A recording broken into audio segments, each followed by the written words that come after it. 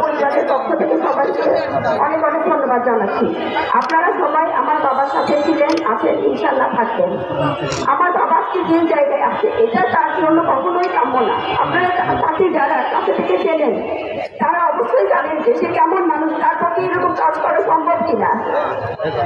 সে আজকে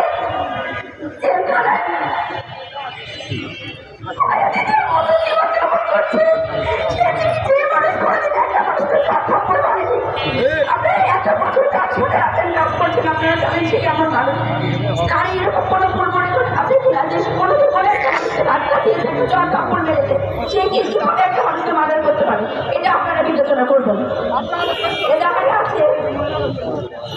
ঘটনার সূত্রপাত দুপুর 4টায়, যেখানে ঘটনার সূত্রপাত হয়েছে তাকে 11:30টায়। প্রথম কথাতেই বোঝা যাচ্ছে যে ঘটনাটা পুরোটাই সাজানো। আপনাদের এবং প্রশাসন এবং আইনকে আমরা শ্রদ্ধা জানাই এবং তাদের প্রতি আমরা আস্থা রাখছি যে তারা এটা সুষ্ঠু তদন্ত করবে এবং তদন্ত হওয়ার পরে যদি আমার বাবা দোষী হয় তখন তাকে গ্রেফতার করতো। কিন্তু এখন সে তো কোনোভাবে তো কোনো প্রমাণ করতে পারেনি যে সে দোষী, তাহলে কিছু হিসেবে তাকে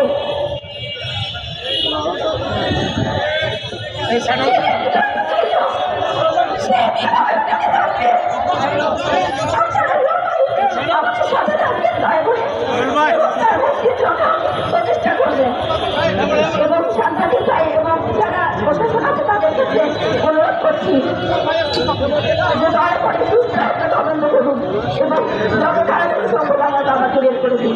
ধন্যবাদ সবাইকে।